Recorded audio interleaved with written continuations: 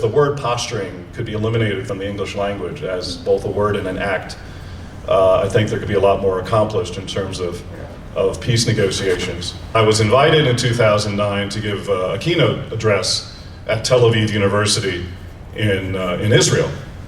And many times a keynote address is simply an excuse to bring you over so you can meet with, not everybody, but in my case and some others, to meet with some Israeli officials. Before I went over to Tel Aviv, I stopped in Washington to meet with the Syrian ambassador to the United States, Imad Mustafa, who was a good friend of mine. I met with him many, many times, and I said, oh, you know, by the way, I'm heading to Tel Aviv, I'm going to meet with these people. Do you have any sort of message from your president? And he said, no message. I said, okay, fine. He goes, no message. I went, I heard you. That's fine, I understand that. And he said, no, you don't understand. That's no message. We do not have any message to give. And so it's an active no message rather than a passive no message, if you can understand the difference. It says, we don't have anything to say to them. I went, okay, fine.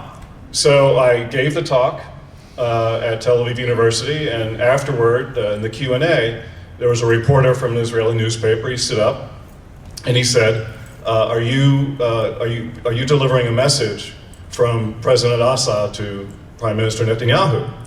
And I said, no, there's no message. And he said, okay, fine. And so I thought that was the end of it.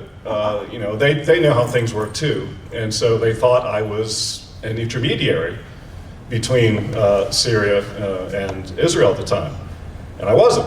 About a half hour, an hour before I was supposed to meet with Benjamin Netanyahu, the meeting was canceled because, I don't know if it was the same reporter, but some reporter got with him and said, is David Lesch bringing a message from President Bashar al-Assad?